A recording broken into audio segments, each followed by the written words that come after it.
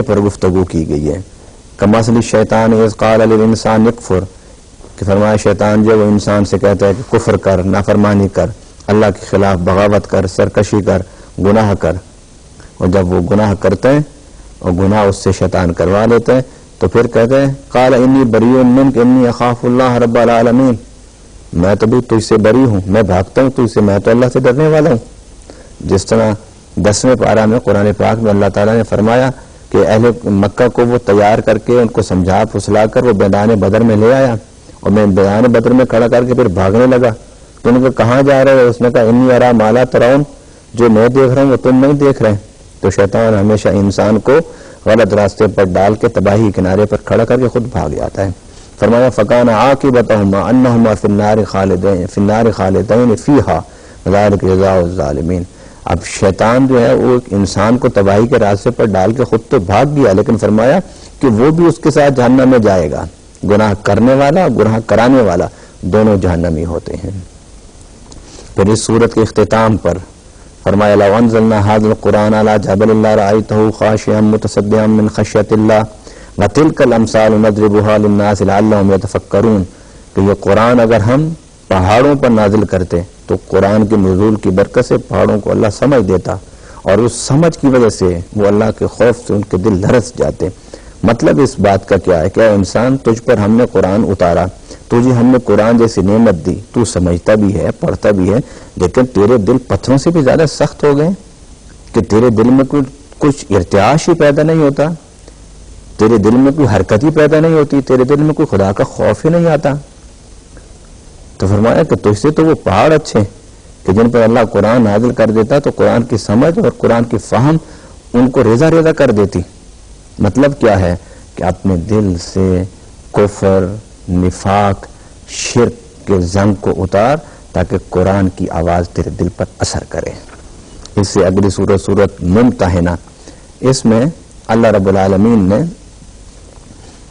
چند احکامات بڑے اہم دیے کہ جن لوگوں نے تم سے زیادتی کی ہے تم ان کو معاف کر دو، جنہوں نے تمہیں ستایا تنگ کیا انہیں تم معاف کر دو، اور اپنے دل سے پیار محبت کی فضا قائم کرو، کیونکہ یہ جو کل تمہارے دشمن تھے آج ان سے تم حسن سلوک کا معاملہ کرو گے تو یہ تمہارے دوست اور اسلام کے دوست بن جائیں گے. اور اسلام کی اشاعت کے لیے ضروری ہے صبر اور تحمل. اس میں پھر فرمایا کہ جو انبیاء کرام ہیں، رسل اعظام ہیں، ان کی زندگی کو سمجھو اور وہی تمہارے لیے اسوہ حسنہ ہے. پھر اس سورت کے اختتام پر مومنات کی بیعت کا ذکر ہے. یا ایھا النبی اذا جاءک المؤمنات یبایعنک، کہ جب یہ مومن عورتیں تیرے پاس آئیں تو ان کی بیعت کر. اور بیعت کیا ہوتا ہے کہ انسان اپنے آپ کو بیچتا ہے اللہ کے سامنے، اللہ کے سامنے بیچتا ہے، بندے کے سامنے نہیں. بندہ کبھی بندے کے سامنے نہیں بک سکتا، بندہ بندے کا غلام نہیں بن سکتا، بندہ اللہ کا غلام ہے، اس کے سامنے بکتا ہے اور اس کا مالک صرف اللہ ہے. لیکن واسطہ درمیان میں انبیاء اور رسل کا ہوتا ہے. فرمایا یہ مومنات آئیں گی تیری بیعت کرنے کی خاطر تو ان سے بیعت لو، کہو کہ شرک نہیں کرنا، چوری نہیں کرنی، زنا نہیں کرنا، اولاد کو قتل نہیں کرنا، جھوٹے الزام نہیں لگانے اور نیکی میں معصیت نہیں کرنی. ان باتوں پر ان کو بیعت کراؤ. واستغفر لہن اللہ، پھر ان کے لیے اللہ سے معافی اور مغفرت کی دعا تم بھی کرو. گویا بیعت جو ہے وہ در حقیقت انسان کو اپنے آپ کو بدلنے کا نام ہے، اور اگر آپ نے بیعت کی اور اپنے آپ کو بدلا نہیں اس کا مطلب ہے کہ آپ نے بیعت کے تقاضوں کو پورا نہیں کیا. اس سے اگلی سورت ہے سورۃ الصف. اس میں بڑے خوبصورت الفاظ میں رب العالمین نے فرمایا یا ایھا الذین آمنوا لم تقولون ما لا تفعلون، اے ایمان والو جو کام کرتے نہیں ہو وہ کیوں کہتے ہو اس کے بارے میں. کبر مقتا عند اللہ ان تقولوا ما لا تفعلون، کہ اللہ کو نزدیک یہ بات بہت بری ہے کہ جو تم کہو اور کرو نہیں. مطلب کیا ہے کہ تم کہتے ہو ہم اللہ سے پیار کرتے ہیں، رسول سے پیار کرتے ہیں، جہاد سے پیار کرتے ہیں، تو پھر نکلتے کیوں نہیں گھر سے؟ پھر کیوں نہیں اپنے مال کو خرچ کرتے؟ پھر اللہ کے لیے اپنا وقت کیوں نہیں دیتے؟ اسلام صرف باتوں کا نام نہیں ہے، اسلام تو عمل کا نام ہے. اسلام تو یہ سکھاتا ہے جو آپ منہ سے بات نکالیں اس کو کریں، اس کو پورا کریں، اور اس کو پورا کرنا ضروری ہے. اور اللہ کو یہ بات ہرگز پسند نہیں ہے کہ جو بات ہم اپنی زبان سے کہیں اس پر عمل نہ کریں. فرمایا کابر مقتا عند اللہ ان تقولوا ما لا تفعلون، کہ وہ بات اللہ کو بہت ناپسند ہے کہ جو ہم منہ سے نکالیں اور پھر اس پر عمل نہ کریں. اس سے اگلی سورۃ الجمعہ ہے. اس میں فرمایا یا ایھا الذین آمنوا اذا نودی للصلاۃ من یوم الجمعہ فاسعوا الی ذکر اللہ وذروا البیع.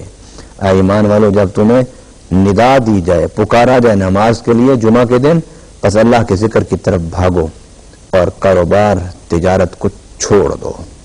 اس سے مراد علماء فرماتے ہیں کہ دوسری اذان، کہ جس اذان کے بعد خطبہ ہوتا ہے، یہ وہ اذان مراد ہے. اور پھر اس کے بعد فرمایا فَإِذَا قُضِيَتِ الصَّلَاةُ فَانتَشِرُوا فِي الْأَرْضِ وَابْتَغُوا مِنْ فَضْلِ اللَّهِ وَاذْكُرُوا اللَّهَ كَثِيرًا لَعَلَّكُمْ تُفْلِحُونَ، کہ جب نماز ادا کر لو تو پھر زمین میں پھیل جاؤ اور اللہ کے فضل کو تلاش کرو، کاروبار کرو، رزق حلال تلاش کرو. یہود اور نصارہ کے ہاں یہ تصور تھا کہ جس دن عبادت کرنی ہے اس دن کام نہیں کرنا، اس دن چھٹی کرنی ہے. قرآن نے اس تصور کو ختم کر دیا کہ مومن کی زندگی تو ایک مجاہدہ ہے، ایک جدوجہد ہے، ایک کوشش ہے. اس لیے عبادت کے دن مکمل طور پر کام کو چھوڑ کے مت بیٹھو. ہاں اتنے وقت کام کو چھوڑ دو جس وقت اذان کی آواز تم تک پہنچے، اور اس وقت چھوڑ کر تم مسجد میں چلے جاؤ اور نماز جمعہ ادا کرو اور پھر واپس آ کر اللہ کے رزق کو تلاش کرنے میں لگ جاؤ. اس سے اگلی سورت منافقون ہے. اس میں فرمایا اذا جاءک المنافقون قالوا نشهد انک رسول اللہ. یہ منافق آتے ہیں اور آ کر کہتے ہیں کہ ہاں اللہ کے آپ رسول ہیں. واللہ یعلم انک لرسول، اللہ جانتا ہے کہ اے پیارے تو سچا رسول ہے. واللہ یشهد ان المنافقین لکاذبون، اور اب جانتا ہے کہ یہ جو منافق ہیں یہ جھوٹے ہیں، یہ تیرے پاس آتے ہیں، تیرا مذاق کرتے ہیں، ٹھٹا کرتے ہیں، یہ سمجھتے ہیں کہ تجھے پتہ نہیں. اے پیارے حبیب، تجھے کس طرح نہیں پتہ ہوگا جبکہ خود میں اللہ تجھ کو بتانے والا ہوں. اس میں فرمایا کہ تو سچا رسول ہے. یہ جو کچھ بھی کہتے رہیں، خاص زبان سے کہیں یا دل سے، تو یہ کہتے نہیں، زبان سے کہتے ہیں، انہیں کہنے دے تو رب کا سچا رسول ہے، رب کا سچا حبیب ہے. اور پھر اس صورت اختتام پر بھی رب العالمین نے فرمایا وَأَنفِقُوا مِمَّا رَزَقْنَاكُم مِّن قَبْلِ أَن يَأْتِيَ أَحَدَكُمُ الْمَوْتُ فَيَقُولُ رَبِّ لَوْلَا أَخَّرْتَنِي إِلَىٰ أَجَلٍ قَرِيبٍ فَأَصَّدَّقَ وَأَكُن مِّنَ الصَّالِحِينَ، کہ خرچ کرو اس میں سے، اس رزق میں سے جو اللہ نے تم کو دیا ہے، اس سے پہلے کہ تمہاری موت آ جائے. اور موت آئے تو پھر تم کہو گے اللہ تھوڑا سا موت کو لیٹ کر فَأَصَّدَّقَ، تاکہ ہم صدقہ کریں اور نیک ہو جائیں. اللہ اکبر. اللہ کے نزدیک صدقہ کرنا، خرچ کرنا، اس کی کتنی اہمیت ہے. میرا خیال کے مطابق جو میں نے قرآن پاک سے سیکھا سمجھا، اس کے مطابق جتنی دفعہ نماز کا ذکر ہے اتنی دفعہ زکوٰۃ اور